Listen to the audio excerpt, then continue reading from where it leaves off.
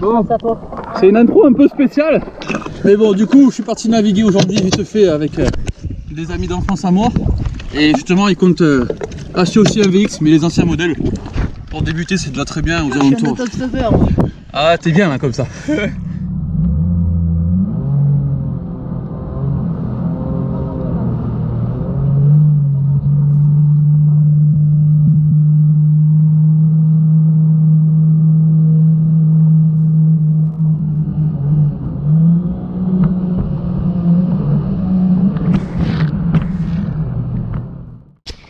Salut tout le monde. Bon, on se retrouve comme promis pour la vidéo, on va dire le tuto rinçage d'un Yamaha, d'accord, sur un jet ski.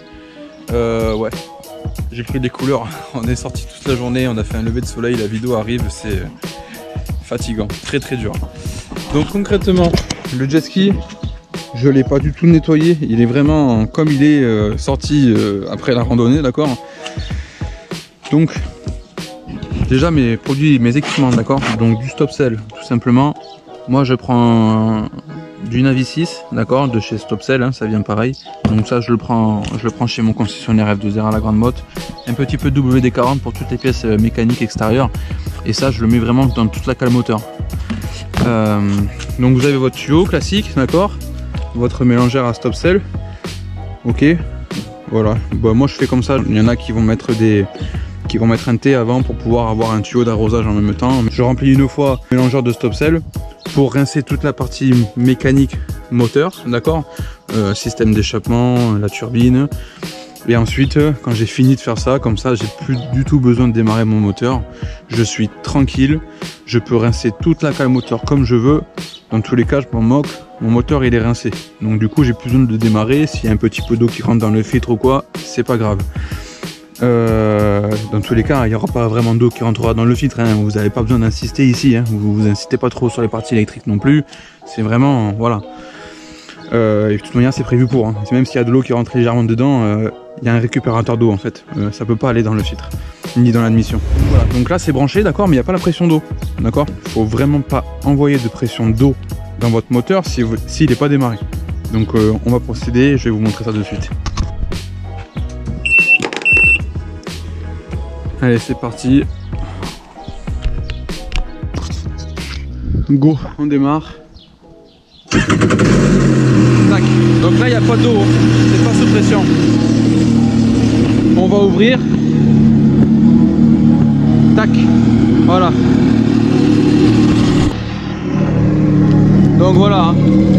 D'accord, là on est en train de rincer tout le système, la turbine, le système d'échappement et vraiment le moteur en lui-même parce qu'il est refroidi par l'eau de mer.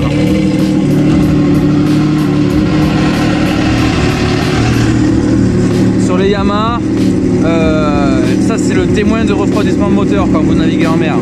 Si vous avez la pissette, c'est que le moteur est bien refroidi. Si vous n'avez pas d'eau qui sort, c'est que c'est pas bon signe, d'accord? Donc là concrètement je vais le laisser tourner entre 1 et 2 minutes, ça suffit.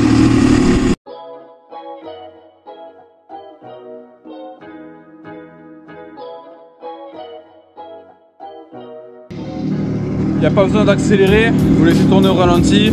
Si vous voulez vous mettre quelques coups de gaz vous pouvez, ça ne pose pas forcément de problème. Mais bon, moi je la laisse tourner au ralenti.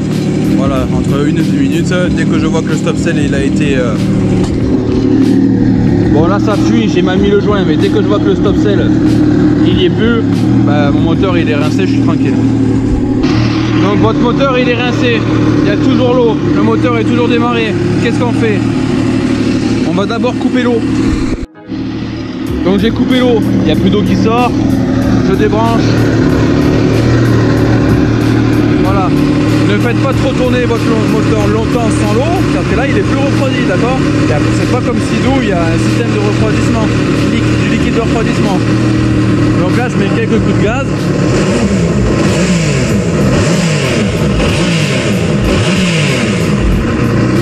Et c'est bon. Voilà, là votre moteur est rincé. Je suis vraiment désolé, je filme ça comme je peux au mieux. Donc là j'ai rempli de nouveau mon mélangeur à Stopsail, d'accord. Et cette fois-ci j'ai la pomme de douche, donc je l'ai mis en pomme de douche. il faut pas forcément de la pression pour rincer la cale moteur, mais de la quantité. On est parti. Voilà.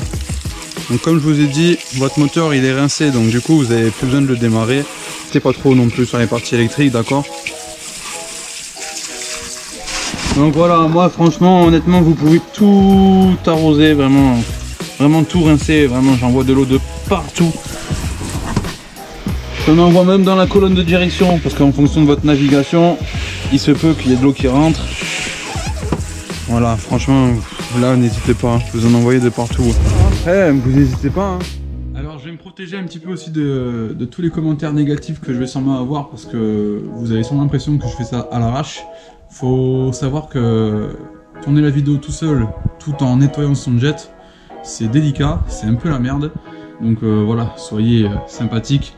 Honnêtement, oui, pour moi là sur la vidéo, quand je la regarde, que je la re-regarde, c'est vraiment fait à l'arrache. Mais c'est vraiment histoire de vous montrer le plus simplement possible. Et voilà, j'espère que vous serez compréhensifs. Merci. Vous pouvez rincer.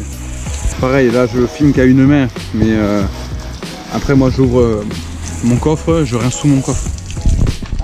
Donc juste une petite parenthèse les amis, quand vous allez passer ensuite au rinçage des pièces mécaniques de la turbine à l'extérieur, d'accord, faites-le bien moteur démarré, hein. Vous remontez un petit peu en arrière sur la vidéo, vous regardez la capture d'écran du manuel que je vous ai fait, il vous préconise bien de rincer les pièces mécaniques extérieures, d'accord, dans la turbine et tout ça, moteur démarré, ok, parce que sinon en fait vous pouvez envoyer de l'eau, ça rentre dans le système d'échappement et ça remonte jusqu'au moteur. Voilà, c'est juste la petite parenthèse. Donc voilà, le petit microfibre qui va bien, j'éponge un maximum. Donc le top, c'est vrai que le top du top, parce que j'ai pas encore investi là-dedans, c'est d'avoir une soufflette. Comme ça vous pouvez vraiment chasser toute l'eau de partout. Là c'est vraiment le top. Bon. Tac, tac, tac.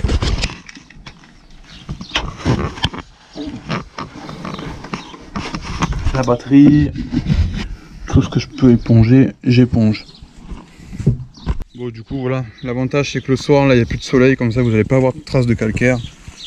Voilà, j'éponge un maximum d'eau en attendant que ça sèche un petit peu ailleurs, dans la cale moteur et tout. Et ensuite je vous montrerai vraiment les points importants où il faut mettre du WD-40 ou du Navi 6.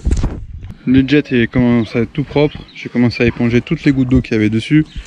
Du coup j'ai mon Navi 6. D'accord, et là, ben, voilà, hein. Hop, hop, hop, hop.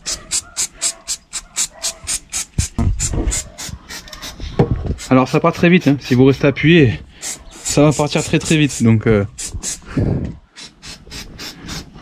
je fais tout par un coup.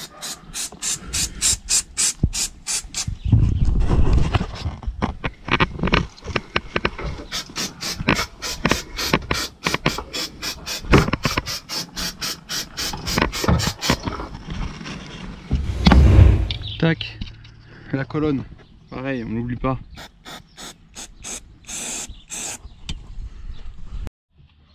De l'autre côté, c'est pareil.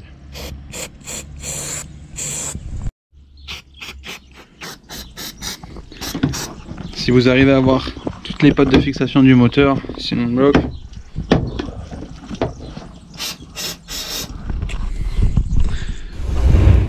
Donc du coup je vous disais, le Navi 6 j'utilise vraiment que pour la cale moteur et vraiment vite fait la colonne de direction. Tout ce qui va être pièce extérieure, je vais utiliser WD-40, donc voilà. D'accord. Toute la visserie. Ah, moi je mets...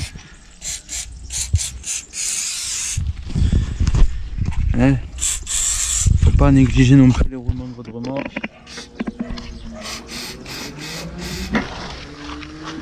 Et concrètement, voilà, une fois que vous avez fait vraiment tout ce qui est visserie, vraiment pour... Après, encore, c'est de la visserie en inox, hein, c'est pas censé rouiller, mais bon. Voilà, moi je suis comme ça, je suis minutieux, je préfère user 40 000 bombes et garder ma machine très saine. Alors pourquoi j'utilise pas de WD-40 pour lubrifier toute ma cale moteur? Parce que, soi-disant, le WD-40, à la longue, je dis pas sur 1 ou 2 ans, peut-être pas, mais à la longue, tous vos caoutchoucs ils vont se ronger et se craqueler avec le WD-40. C'est pourquoi je l'utilise pas et que j'utilise le Navi 6 de chez Stopsel. Bon, après honnêtement j'ai jamais fouillé plus que ça. Comment vous expliquer? Voilà, j'ai suivi les conseils de mon concessionnaire. La machine a été achetée là-bas. Bon voilà les amis, pensez bien aussi à rincer votre selle, d'accord? Toutes les agrafes et tout, ça rouille très vite, il y en a beaucoup qui l'oublient. Et après, ce qui va se passer, c'est que votre selle, les agrafes vont péter et puis après vous allez avoir toute la housse de selle qui va se barrer, ok? J'espère vraiment vous avoir tout expliqué. Je vous dis, je vous fais ça relativement rapidement et puis j'aime pas trop faire ce type de qualité vidéo. Enfin, je trouve que c'est pas top présenté comme ça à une main. Enfin, je préférerais avoir quelqu'un qui me filme et vous montrer tout correctement. Mais bon, si ça peut aider, c'est déjà bien. Voilà, donc au final la vidéo se termine comme ça. Comme je vous ai dit, voilà, je rentrais d'une grande randonnée, je me suis levé à 4 h du matin, donc bon, si vous voulez voir la vidéo, c'est l'avant-dernière du coup. Je sais qu'il y en a qui vont me parler de l'écologie, j'en suis conscient, je continue quand même à le faire, je continue à mettre du WD-40 sur les pièces mécaniques, sur la turbine, ça pollue l'eau, oui, il y en a qui vont me le redire, j'en suis conscient. Et je pense changer mes habitudes dès que je retrouverai vraiment une bonne solution. Si vous en avez une vraiment écologique, dites-le moi. Je crois qu'il y a le vinaigre blanc ou des choses comme ça. Il me semble que ça fait très bien l'effet aussi. Ça fait une très bonne barrière contre le sel. Mais on peut en discuter en commentaire. Il n'y a pas de problème là-dessus. Et puis bah, voilà, tout simplement. Après, vous laissez du coup votre machine stockée au garage ou si elle dort dehors, bah, de préférence sous une bâche. Et du coup vous laissez votre cale moteur aérer, c'est toujours mieux. J'ai le coffre pareil que je laisse aérer, comme ça respire bien. Et voilà, tout simplement. Donc j'espère que cette vidéo là vous aura plu. J'ai fait ça vraiment rapidement, je suis désolé, il y a beaucoup de monde qui me l'ont demandé depuis un petit moment, donc il fallait absolument que je fasse cette vidéo là. Et puis voilà, tout simplement. Donc écoutez, on se retrouve pour de prochaines vidéos. Je pense que la prochaine ce sera une vidéo moto. Et voilà. Bon, mon discours n'est pas préparé comme d'habitude. Je sais jamais quoi dire. Allez, on se retrouve pour une prochaine vidéo. A plus!